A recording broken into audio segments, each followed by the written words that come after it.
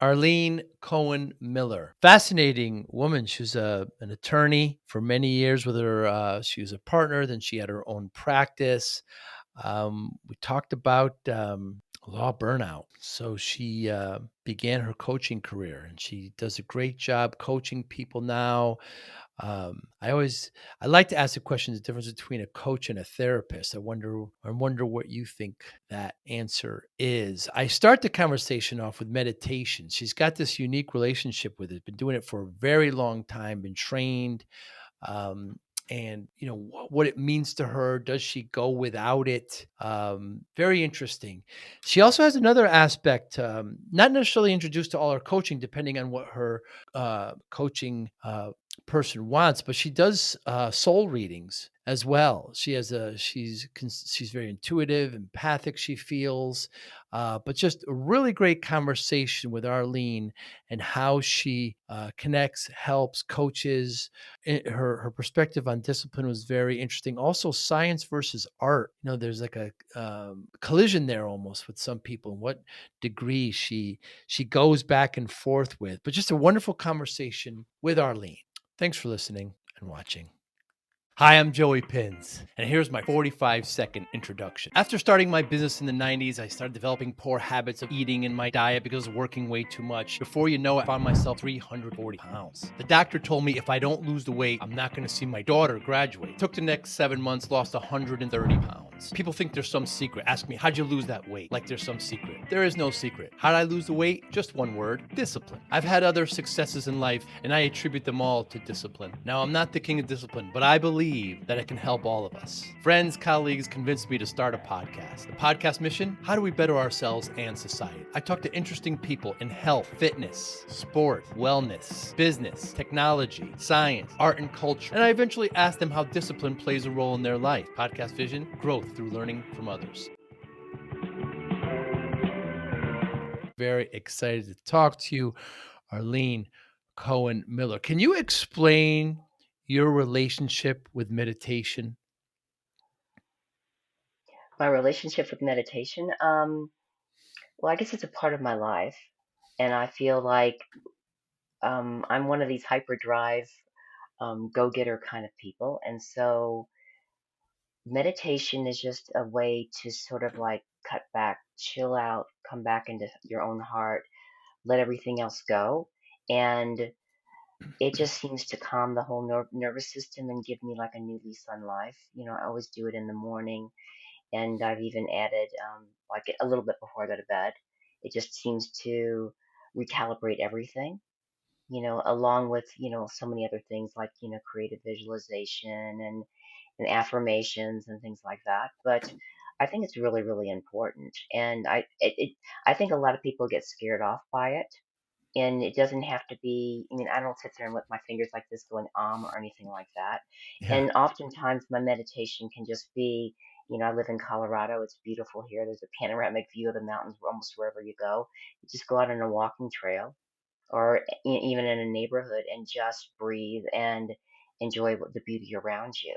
And it can be that simple, just really slowing down and, being fully present like that. So, it doesn't have to be long. It doesn't have to be intense. I think people just need to start. I think it really is a game changer because we're always supposed to be on the go, go, go. And if we don't take time to step back like that, I really feel a difference. And when were you introduced to it, Arlene? Gosh, I was introduced to a very, very long time ago, but I was kind of stubborn because I was always, I'm a retired attorney and I was always really busy and I was raising my son and it was blah, blah, blah. And I had all sorts of excuses and all sorts of reasons why I couldn't do it. But I have been meditating consistently for over 15 years. And so, yeah, I can't recommend it highly enough. And there are all kinds of meditations if you go to YouTube.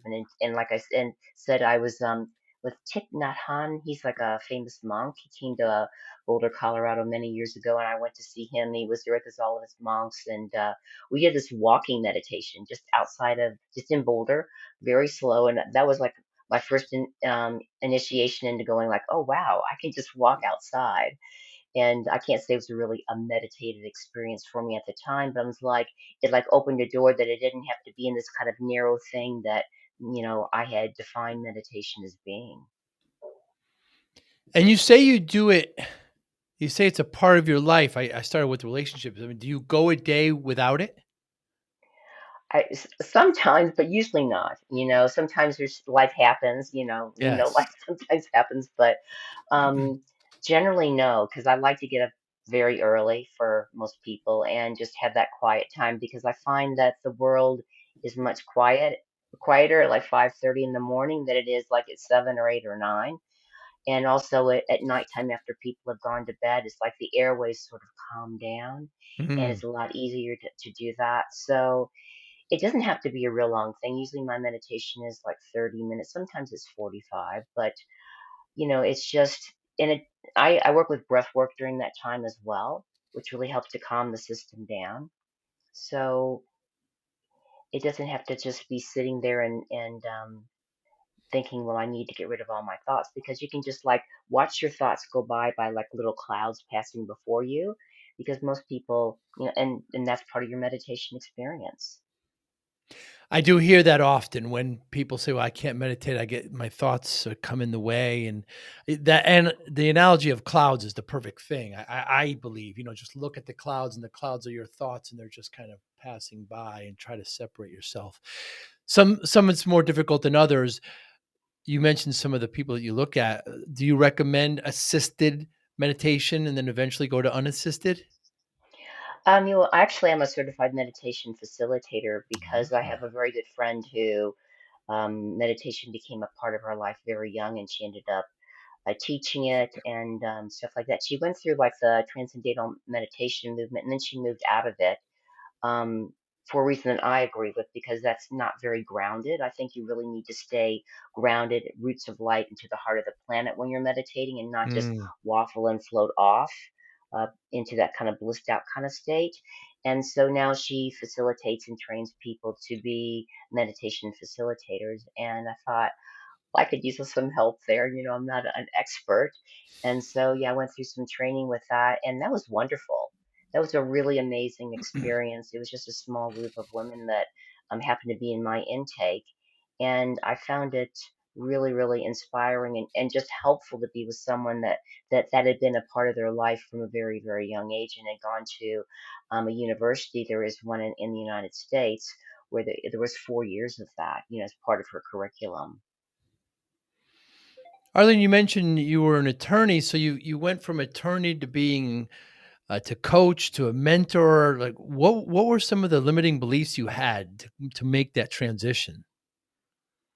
A limiting belief to have to make the transition. I don't think I had limiting beliefs to make that transition, but basically, people ask me that question quite a bit, and it was a gradual experience. I have Hmm. some really amazing women friends who have done some remarkable things, and two of them, one of them went through the whole process of becoming a coach, and then felt that the process she went through was very, very helpful, but it wasn't heart based enough, and so she started her own coaching school. It's now a level 2 accredited school with the International Coaching Federation. I'm a part of that. I help to train students who want to be coaches. And I went through her program when I was still had the law firm and still in a partner in it. Another of my friends did the same thing with counseling, and I got a diploma in transformational holistic counseling. And then my friend who was a meditation facilitator, had been running this course for years, and it just really struck me that the law. I had a lot of anxiety, I guess, as an attorney, because you never can turn it off. There was always a lot of things to do for people, and it's a tremendous responsibility. And so I figured, it would be a really good idea to bring more calm into my life with all of that, because I had a lot of plates spinning. So I practiced law for 30 years. I own two different law firms. One is a solo, one is a partner, one in Cleveland, Ohio, and the other in Longmont, Colorado. And so I just sort of got to the point I had enough, and I had already started coaching and mentoring, and so we sold the firm, and I just switched over to that as my primary thing to do. Is law burnout a common thing, Arlene? I don't know. I don't know if I mean, I did get a little bit burnt out, I think. I mean, I feel like I was really lucky because I really did what I loved. I Mm. did a lot of the marketing for the firm. I did a lot of negotiations, which I thought was really fun. Um, and we had, some associates who did all the court work, which I really didn't feel like doing at that point. So I think there can be burnout. I think you really have to know how to pace yourself, how to take care of yourself, how to delegate if you have the money to do that and have other people working for you. It's just like anything. I mean, I think you can have a lot of burnout, whether if you're, an executive in a company or anywhere. You really have to have self care things in place. I mean, the law is like other places, where it never really ends. If I went on a business trip, if I went on a vacation, I have to work really hard before and after because those clients don't go away. Even Mm. if you have people working for you, and coaching and mentoring is different. You can schedule things and then have time off. So, it can be pretty intense. I didn't do really intense stuff. I didn't like represent criminals as a criminal attorney, or, I think there's more intense areas of law than what I did. I was a family law attorney, which was pretty intense, with divorces and custody and kid stuff for 12 years. And then I switched to just being a commercial attorney. So, what we did was we helped businesses collect monies that were due and owing for their products and services. I think people should be paid. Um, but it wasn't as intense as, a lot of other areas of law. And there's a lot of things I really enjoyed about it. So I guess the answer to your question is yes, there's a lot of attorneys that do get burnt out. And I think I was one of them. I just needed a change, but I don't think all attorneys. It really depends on, how you set things up for yourself. Mm. What's the difference between a coach and a therapist, Arlene? Well, in coaching, what we do is we focus on the present and the future. And therapy or counseling can be more about working with the past. So if someone wants to go into the past, that's not our area of expertise. We're helping people who have a present goal, aspiration, something they want to change in their life or let go, and they want to get to a new place in the future. And so it's a different kind of training. I mean, I feel that as a coach, we are taught to hold a similar kind of space as a therapist, like a really huge space of unconditional love and a judgment free space. But having gone to therapy and having also been coached by other people many times, there is a distinct difference, and you can feel the difference. It's more of a partnering. In counseling, it felt more like a dumping sometimes, Hmm. just to have someone to listen to you. So, and it's much more than that. My friends that are therapists are amazing people, but that's one of the primary differences between, counseling and or therapy and coaching. Yeah, I've talked to therapists, I've talked to coaches, and that's pretty much essentially therapists look back and coaches look forward, and it's very very different skill set. You mentioned I heard you talk about how you help people lead themselves. Can you Right. expand on that, Arlene? Well, I really feel like coaching is a partnership, and that the easiest way to be a coach is just to understand that my clients have all the answers inside of them. If I try to impose my way of doing it on the client, it's not going to work. I mean, Mm. very few of us, including myself, enjoy someone telling us what to do.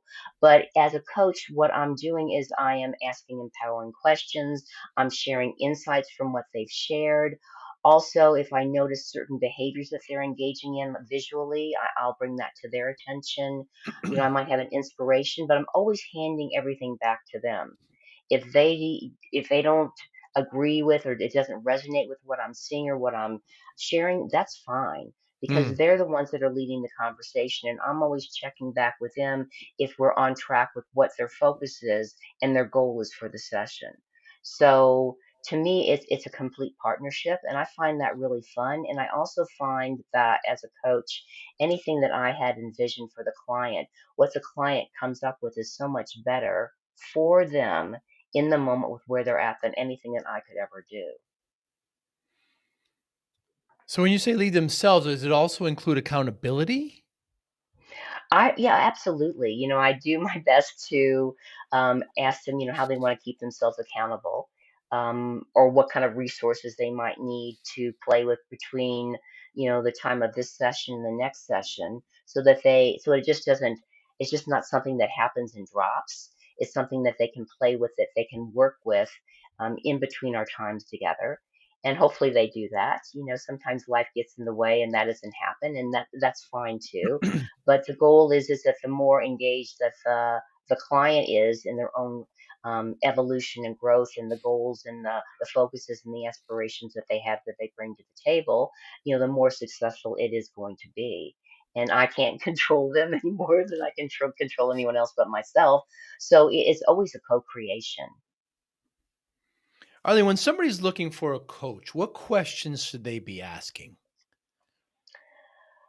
Um, Man, I mean, I give my clients like an intake form. Some people like to fill it out, some people don't. I guess for me, I don't know if it's exactly the questions that you have to ask. I mean, if you were to look up, the questions that a coach might ask you, or things that you might ask a coach, I'm sure there's a lot of stuff out there.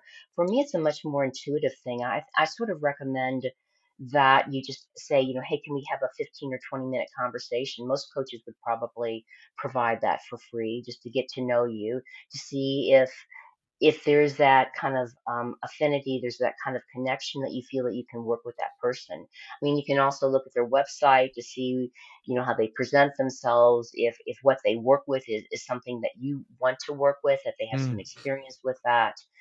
That's probably the mode that I would take. I wouldn't say that there's a definite set of questions. I think that people need to rely on their own intuition, do their own research and investigation, and see if we can have like a little conversation, to get to know each other before I make a decision. Any red flags that anybody should be careful of when trying to find a coaching partner? Kind of red flag. I guess if someone is like kind of dictatorial, and they think you should Mm, do this or you should do that, and there's only mm, a definite way. mm, Um, I particularly like a more free flowing way of coaching. Some coaches have certain things, skills or abilities, or kind of coaching techniques that they've been trained in. That's not how I work. So, if they've been trained in a certain kind of modality, you want to make sure that that modality feels right for you. who won't you work with, Arlene? Um, Doesn't happen very often because I've been doing it for so long. It's like people with an affinity come to me. I guess if I just get a feeling that it's just not going to work, or sometimes you just don't know, it seems like it's going to be a good fit. But I Mm, really feel like if it's not working, that I need to say to the client, this doesn't work, and I need to, I can recommend some other coaches to you. I have a coach that's one of my mentors, and he's really funny, and he's just really blunt and honest. He goes, he said this to a client, and I just cracked up. Like, I don't have the guts to do this. He says, I really don't like you. And the client looked at him and went, I really don't like you either. But it was really friendly. And he said, I think you'd be a lot better with another coach. He says, I think so too. And this client went away, but the way he handled it, it was so beautiful. The former client recommends people to him all the time. So hmm, I think it's how you handle it, and I don't know if I can give you that there's A, B, and C of someone that I'm not going to work with. It's just a right. feeling thing, because some people just want to be coached, but they're not really open to coaching. They Mm. just put up a lot of defenses and walls in it, so it's kind of a waste of time. I haven't had one of those people in a long time, but oftentimes I guess and a lot of times that can be worked through. Like, people say, I want to do this, but when we start working with it, all their defenses come up. And I think as coaches, we need to be, kind and patient and tolerant, and work with them to begin to let that stuff down. Hmm. So I don't think there's really any pat answer. I mean, if someone was really, um, I don't know, a child molester or something Oh like my that, goodness, not a and they criminal. admitted that to Assuming you won't me, work with criminals, yes. yeah. So Mhm. But I've never had anything like that happen. I think I've been really blessed. So I don't think I have a definitive thing, but I think we all have certain boundaries of what's important to people and how they live their life that we just couldn't coach them ethically. Because everyone has biases, and we do our best as a coach to put them aside, but sometimes if that bias is way too strong, then we just can't coach. Hmm. You talk about work life harmony. How different is it now for you as a coach than it was when you were, practicing law, new mom?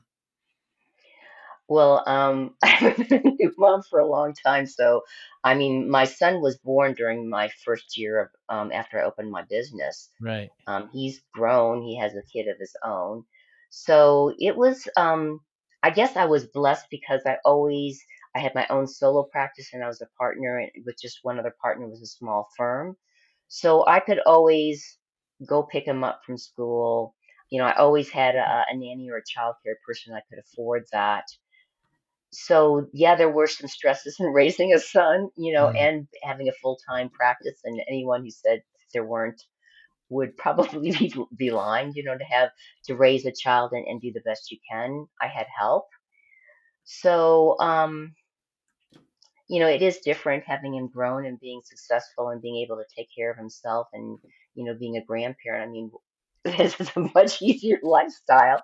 Yes. Um, so yeah, I mean, it is a different responsibility when they're a kid and when they're a grown up, and letting them just and encouraging them to fly, and when they don't fly, to say, "I'm sorry, you're still out of the nest." I had to do that a little bit, Hmm. but yeah, it's a pleasure to be a grandparent, and there isn't that kind of stress because I don't have the day-to-day responsibility with either any of my three grandkids, which is different than being a parent. When you're coaching, Arlene, do you stress work life harmony balance? No, I don't go like, let's talk about work-life harmony balance. How are you doing Mm. this? But it just sort of flows with people because people are pretty stressed right now. A lot of, most people, they have a lot of plates spinning. It's not like when I was raised where my mother's parents were poor. She, was in middle class. She could stay at home and raise us, and that's what she chose to do, even though she helped with my dad's business, at home. So, it's a different world. A lot of people do not have the choice economically for one of the parents to stay at home, and that adds additional stress. So most women that come to me Mm. are pretty darn stressed, at least in one area of their life, either work or home.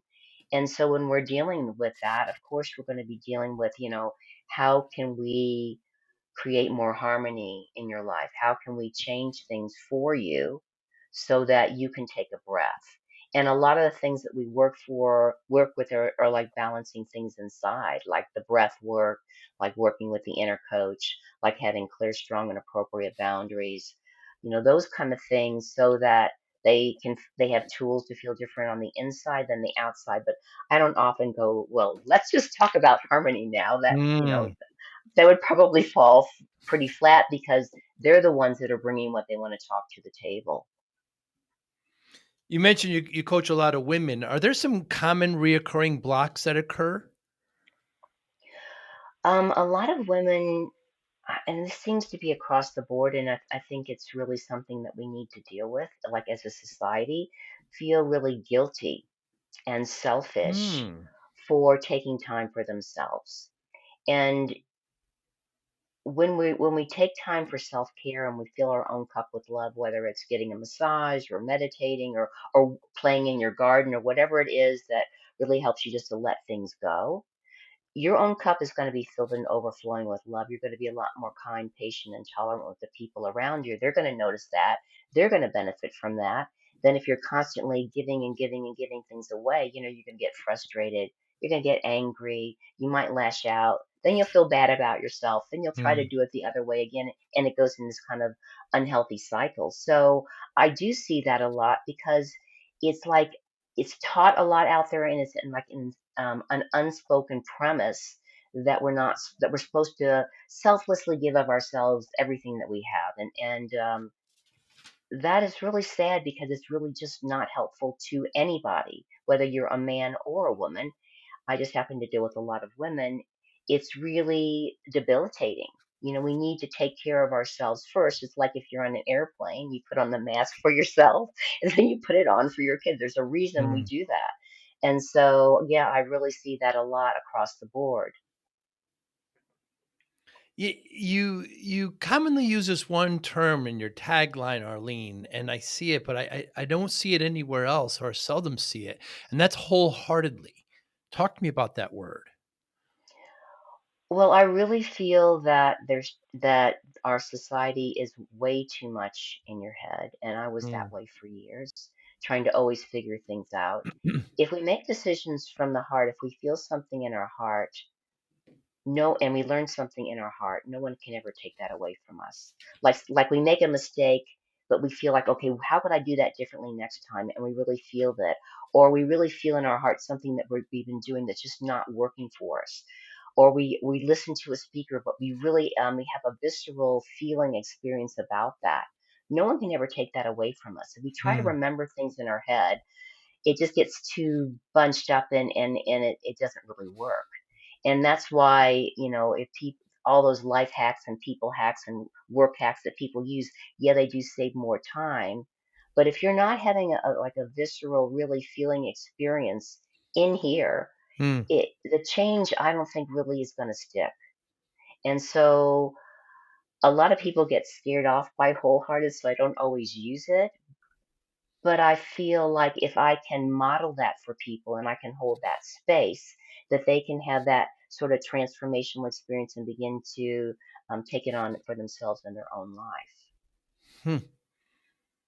You talk, it's an interesting term because everybody can kind of like discipline. Everybody can really look at it differently, and so yeah, so some it may be a kind of a block, and some may be accepting of it. It's interesting the what that can derive. How when you're working with people and you're coaching, how does trauma show up? Um, Maybe it shows up with some, and I can speak for myself, where you get just really defensive about something, or you don't want to go there, Mm, or you repeat something over and over and over again, or you come into the conversation and you're pretty nervous and you're kind of all over the place. Um, so I guess it comes up for different. Some people are more quiet and really reticent to share. And I think as a coach, we have to be really mindful of all that kind of stuff. And that's why I took that counseling course. It's from I got it in Australia, so I can't use it here. But I that's true. didn't want to go to more school and get my master's as well in that. But anyway, I can feel it, that trauma, and so sometimes it just shows up differently in other people, and lots of times people will just tell me, I have a lot of trouble sleeping, or I get really nervous in this situation, or I get really freaked out if I have to drive on an expressway. They'll somehow it will come out, Mm, you know the things that are happening on the ground that are evidence of that trauma, that just come out in the process, and we can begin to work with those things without necessarily having to go back in the past. We can deal with what is happening now, and how can we feel differently about it? What can we put in place? What tools could help us to move through that? So yeah, it is something that we can deal with. And if it's really deep trauma that coaching is not helping, we need to refer them to a counselor. hmm. You mentioned that a lot of times some common blocks are guilt. I mean, do you have to talk about forgiveness and how to, especially self forgiveness? I mean, how do you remedy that?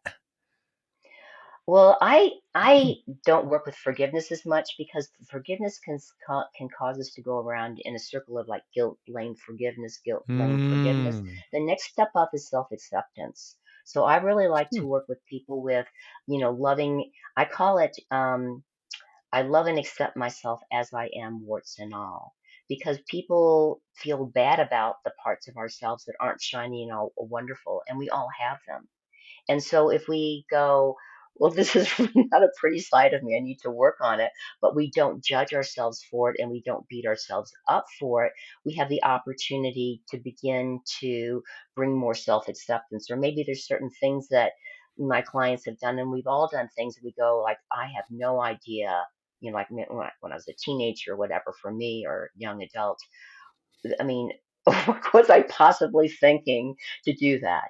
And to learn from it is great, but a lot of people beat themselves up. And so if we work with, loving and accepting ourselves as we are, because everyone makes a mistake, how can we use that as an opportunity to learn and grow? So if something similar comes up and there's a similar temptation, we can make a new choice this time. Hmm. Arlene, you offer soul readings. Explain what that is, please. So I'm pretty empathic, intuitive, and stuff like that. And Hmm. so one of my friends, because I could always like do readings, but I really love the cards. I use psychic tarot oracle cards. And what I do is not what most people do with these things. I just heart connect with somebody and they pull a certain number of cards. I do as well. And I can do it over the computer. I just sort of move my hands back and forth and they tell me where to stop because I'm connected with them. But the way I use it is more like mentoring. What opportunities are available to you? What challenges could present? How can you move around those challenges? What are some ways that you're being supported now that you're maybe not even acknowledging? Those kind of things I can share with them. And we always record it, and I take pictures of the cards so they can work with it. I Hmm. just find that it's really empowering for a lot of adults to have this kind of experience. First of all, it's very heartfelt. Second of all, the cards, the visual helps the client sort of get it in a different kind of way than they might if we're just talking as a coach or a mentor. And also, they pick cards and I pick cards. They Hmm. pick cards more in the personality level. I pick the cards more in the soul and the spiritual level. And so I use it as a tool to help people maybe, and I do this also in the spiritual classes that I teach as like a group reading, so they can get it on a different level than they might if we're just talking back and forth and sharing that way, that they can use and come back to maybe like over a 3 month period. And I find it's really, really helpful for people. Hmm. I have a couple friends that do that as well, and it's interesting. People think, "Oh, what if I get the death card?" Or and then the quick answer to that was always, "Well, that would mean that end of something in your life that perhaps that's bad. Doesn't necessarily mean." There's just a lot of misconceptions around those kinds of Right. things that need to be kind of addressed. Yeah, and there's no bad cards. Sometimes there's this card that they're in this kind of they're down the stairway and they're looking at this candle, and that area is dark, but behind them's all the light, and they Hmm. always think, oh, this is a horrible card, but it's not. It's just basically don't one of the ways you can interpret that, of course you're doing it for the person in the moment, is that don't sweat the small stuff. You have um so much beings on the inner and the outer that are working with you, that are holding a space of love, that are helping you to move forward, turn around. And what we focus on, that law of attraction is more of what we're going to get in our lives. Focus on all the love that you have on the outer and on the inner working with you, because we're never ever alone. So I don't think there's any bad cards. And there is one card in the deck that I use that um, could resemble death. But that card is also about, like, one door is closing and another Right. door is opening. Don't go back and visit the past and go through that thing all over again. You could, but it's not going to be helpful. It's going to be a circuitous journey. A new way is opening. Step into the new. See what is there for you. So I really don't feel like there's any bad cards. There's it always feels inspirational. It's really how you choose to look at it. How are you introduced to the spiritual soul readings? Excuse me. I had a friend of mine that had been doing them for years, and before that, I'd just been doing readings without cards. And for quite a few years, I was going to the mind, body, spirit fairs. I'm not doing that anymore, but there can be, I don't know how to, a lot of frenetic energy if you go to those things. A lot of people, Hmm. there's just you really have to put a huge, big thing of protection around you and love in order to work there. And it was hard, and the cards make it a lot easier. But she trained me, and she was trained by a really amazing, um, kind of high level mentor person. And I just thought, and she was tired of doing it. She didn't want to do it anymore, and she passed it on. And Hmm. she sort of got inspiration, and it was me that she wanted to pass it on to. So now it's been, I think, at least 8 or 9 years. But so I was just in the right place at the right time, and she was a friend of mine, and she was making a decision to go into like more of the a different kind of financial counseling, which was really lighting her heart up. And so, yeah, that's what happened. You mentioned you have intuition, you have how does spirituality and that mix? How do they intersect? Well, I guess it's a choice, right? And I Mm. guess one of the things I can ask myself in all moments is like, what would love do now? How Mm. may I best serve? So I don't feel that spirituality is some airy fairy kind of thing. I feel really strongly that this is how I live my life. And although I can tell that I'm not totally integrated or actualized with it, my goal is that I'm always the same in all moments, whether it's my um, professional life, my personal life, or even, my secret life. It needs to all mesh together. And so spirituality for me is not a separate thing. It's a part of who I am and how I'm choosing to live my life. Hmm. Because I always like tell myself, I have a body, but I'm not my body. I have emotions, but I'm not my emotions. I have a mind, but I'm not my mind. I am a soul, a spirit having this experience in this human body. And it's been gifted to me so that I can have this experience in form. So I Hmm. guess it's a way of feeling into it that's not saying that they're this spiritual and then they're this professional. Hmm. Hmm. Hopefully, our goal is to be the same person no matter where we are. And do you mix the soul reading with the coaching? If they want to. I It's see. that it's something that I offer. If they want to have a soul reading, to assist them. If they want to, if I'm mentoring because someone is standing on my shoulders as a mentor, and I'm telling them more things what they can do, and we're coming back and talking about how that goes. There might be journaling and a whole bunch of different other things involved. Coaching is, more partnering, and they're making all the decisions. But of course, if a client wants to have a soul reading while I'm coaching them, it would be a separate session. Hmm. Of course, we could do that. Whatever helps their evolution and growth. If they want to have 3 coaching sessions, but they really feel like they need a mentoring session, it's a separate thing. We can do that.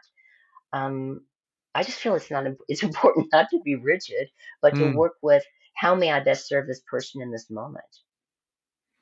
Arlene, I'm trying to figure out your approach, like art versus science. You know, you're an attorney. You know the law. That's very kind of scientific, cut and dry. You're coaching, but then you use terms like wholeheartedly and the soul readings, which I would think is a little bit more art. Perhaps I could be wrong, but when you approach coaching and just problem solving, would you say you're more art than science? I don't think they're separate. I think Hmm. that's a problem with our society that we become way too mental, and the whole thing is to merge them all together. Um, and also, I wasn't just I incorporated this way of being as an attorney. Hmm. Because first of all, well, but I wasn't really versed in it. I really wasn't studying it when I was a young attorney as a divorce attorney.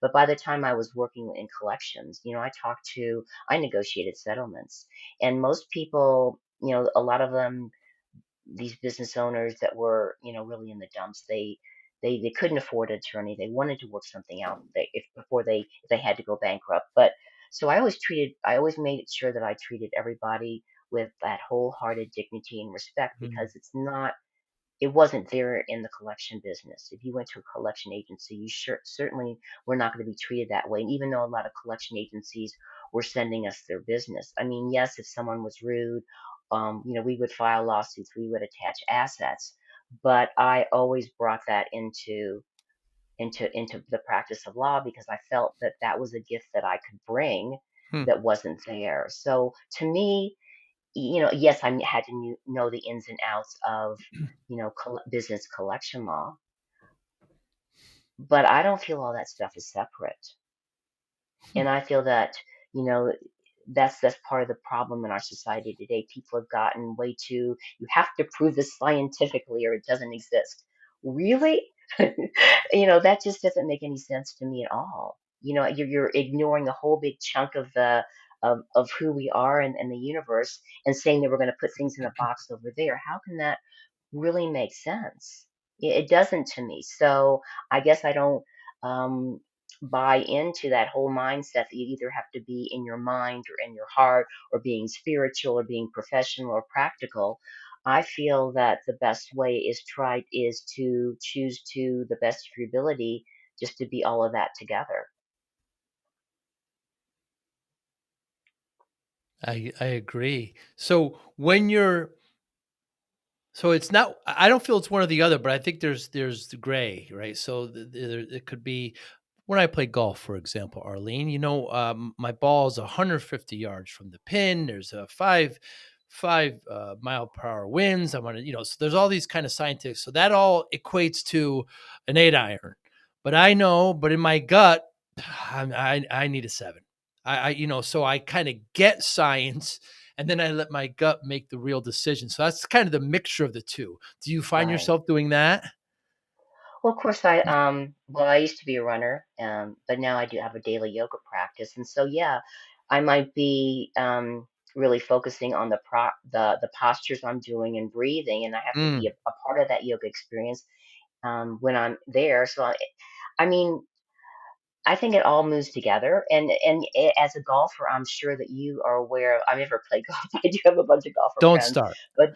but anyway, you have to be really if you're calm and centered and really just grateful and enjoying the game by yourself or with your friends, you're going to have a different experience than if you're all thinking and about all the other problems that you have and you're all wound up and you're trying to hit the ball. Mm, It's a whole different. The mindset is a part of the spirituality or the feeling experience, which is a part of all that you've been trained as a golfer, and it can all come together in kind of one beautiful package there for you, in some of those moments. hmm. Arlene, has there been anything in recent history, last month or so, that you changed your mind on? That I changed my mind on. Um, well, I'm always working on myself. So, and I'm always, I'm still I'm with a group of people where we're in mentoring and stuff like that because I feel that, and coaching as well, because I feel we always have to evolve and grow or we're going to just stagnate. So I guess I don't know if I changed my mind about it, but I've just seen a couple of really big fur balls that have come to the surface that I Hmm, like. Oh, that is really not a good look. And I do have really good friends that are going like that will do for each other. It's like I don't know if you're noticing this, but this is not a good look. hmm, I'm really experiencing this from you. When this happens in your life, like certain things were making my anxiety peak. And so I guess what I'm doing differently is I'm acknowledging that and I'm appreciating, grateful for my a mentoring friend pointing that out to me, and then I'm bringing that to my life just to notice if certain things that people say or do or what's happening on the news is spiking my anxiety, so that it's just not when I'm meditating. It's like I'm driving the car, I'm doing something, I have tasks to do, for in my business that I can breathe, I can let go and have a different experience. So I don't, it's not exactly what you asked, but that's what's coming up to share. hmm. So, Arlene, I started my business in the 90s. I was working way too hard, putting my health in the back seat, working 14, 16-hour days. You're no stranger to this. And next thing I know, I'm in front of the doctor and she tells me I'm at 340 pounds. And she says to me, if you don't lose this weight, you're not going to see your daughter graduate. My daughter was just born. Scared the life out of me. I'm driving home, punching the steering wheel. I did this, right? This is my own pie hole. I can do whatever, I abuse myself all I want. but I have this family now. I have this daughter. I have this family. So I spent the next 6, 7 months, lost about 120 pounds. And, you can't look at it as a finishing line. These are lifelong changes you need to make. And when I tell people this story, I always, excuse me, Arlene, I always get the same question. What's your secret? What you do? And there's no secret. Discipline. I got willpower, focus, all under discipline. That's why I kept it off. I wonder how discipline plays a role in your life, Arlene Cohen Well, Miller. I'm pretty structured and disciplined. I do have that attorney part of me, and when I don't, I can have a tendency to beat myself up. So Mm, my thing has always been to make time for myself. That's the one thing that I did. I wasn't one of those mothers that just did everything for my son when I wasn't working. I did cut back my hours when he was younger. But when I was younger, I always did that. I needed that physical release. So I was always like a runner until I got injured. And then I went to yoga, and in Colorado, you can hike anywhere. So I just always, I forgot what the question was, but I've always taken care of discipline. myself. Yeah. So I've always, and for me, it hasn't been a hard thing to do. Um, I think when I was younger, I did the opposite. Like when I was in high school, I was really skinny. I was probably about, I don't know, at one point I got down to 98 pounds and then about Wow. 101. And so I'm about 111 now. That's a really good weight for someone that's 5'1" and skinny bones. But I I had a friend of one of my dear friends. Her brother was in school with us in the first year of uni, and he got me into working out.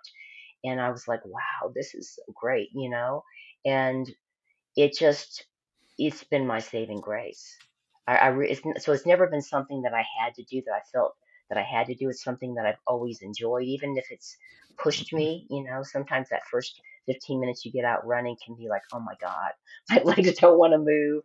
But you eventually get into this pace. And the same thing with yoga. The past couple of years, I did like hot yoga for 15 years. That Bikram hot yoga, Yeah. and the school that I'm at now, I just love it. It has sculpt, it has bar, it has like more kind of power weight training, it has a yin yoga, it has breath work. So, I've stretched myself out to try almost all those different kinds, and it's been it's been challenging, to learn something brand new. But I always find that once you sort of get the rhythm of it, it just becomes like joyful, and there's always people around you that are going through the same thing. So I don't know. I haven't been one of those kind of people that it was hard.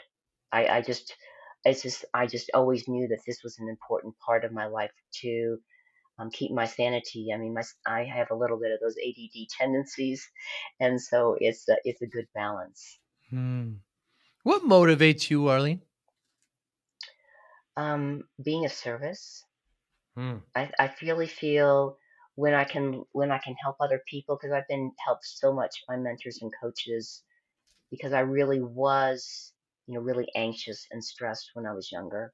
And I didn't know what to do with it or how to, and I was always looking outside of myself to feel better Hmm. instead of, dealing with the end. So, and I did go through some therapy to help with that, but really what's helped with that is the mentoring and coaching, because there's a whole community of people that has been opened up to me with that. And that just, wonderful. And so I'm always working on myself. I'm always evolving and growing. And I have friends and people that I can talk to and bounce things off of. And so, yeah, what would love do now? How may I best serve when I'm being of service, when I'm helping the people that are a few steps behind me, where I was, when I was in my 20s and early 30s? That's what brings the singing heart. That's what gives my life meaning. That's what keeps me young, and I wouldn't give that up for the world. So, given that motivation, Arlene, of service, of impact, how do you measure success? I don't know if I measure it. Um, I don't know if I have a yardstick there. Because it's really interesting. I found that as a coach, because that's an interesting question, that sometimes, or a mentor, sometimes there's these people and you think, this is going nowhere. Or you have a session with someone else, you think, wow, they had all these realizations. This is great. I'm being successful. and then they don't follow through. They don't do any of the things they promised to do. And the person that was really difficult and it felt like a session that didn't go anywhere, they went back and thought and pondered and applied some things that happened in the conversation and, really worked to step forward. And so I don't know if I can ever apply things like from an outward point of view of whether I'm being successful or not. I just trust that um, I go through this review process. How did I do? What can I do better? And stuff like that. And just keep on doing my best to be a better version of myself, every day, every week, the Mm, most that I can. And to me, that's success. And for me, success is if there's more love on the planet when I die, it's been a very successful life mm, mm, because I can't, I don't care about being the richest person in the graveyard. I want to be able to pay my bills and hmm. have food on the table and travel and stuff. But you know, no one might remember me after the generation of people that were here that know me are gone. So that's what that's my success motivation. And when you're working with clients, do you have them create these kinds of milestones or these kinds of success, what's achievable for them? Do you talk about that? I work with whatever they bring. Of course they're going to want to Say. be successful at whatever they bring. And as they are successful, and I'm holding and modeling that space of unconditional love and a judgment-free space, it might rub off on them, and it might be something that they begin to incorporate in their life or not. But it's not my thing to say, this is my definition of success. I Mm, want you to do it too. mm, mm. Um, I have to take it's as a part of a coach, as a part of for myself, I have to take myself where I'm at and then help them move forward from there and same with myself. Hmm. Arlene, I'm so glad we set this up. I love talking to people who help others, who coach because it's humbling to hire a coach sometimes, and but it's very important because you just have to go back. Tiger Woods had a coach, so it's real important. How can people get in touch with you? Well, I do have a website. My website is Jewel consultancy.com. And unlike a lot of people nowadays, my email address and cell phone number are there, but you can always text me at 720-936-2634 if you have a question or you just want to connect that way. Or my full name is Arlene Cohen Miller. I guess you'll have that in the notes as well. And there's a lot of Arlene Millers, but there's no Arlene Cohen Miller. So that would put you in touch with all the places that I am on the web. Yeah, you do a great job with your social media too. In YouTube, you put up these little kind of blurbs and some it's really good. You're on Instagram, you're on Facebook, you're on X, you're on TikTok. Arlene, thank you so much for your time. Next time I'm in the general Colorado area, perhaps we'll get a cup of tea. That would be really awesome. It's a big state, but I can Very drive big an state. hour or some things. But yeah, that would be wonderful. Very good. Thank you. You be well. You too. Thank you for listening and or viewing Joey Pin's Discipline Conversations. Please share this episode with one or two of your friends who you think may benefit from the episode. Our website, www.joeypins.com. There you'll find lots of resources and you could join our mailing list. Please follow us on all our social media, Instagram, Twitter, and Facebook. Podcast information. The video version of our podcast is on YouTube. Please subscribe. Audio is on all major podcasting platforms. Please follow them. And if you like it, please consider giving 5-star rating. Would really appreciate that. Thank you again for listening or watching Joey Pin's Discipline Conversations.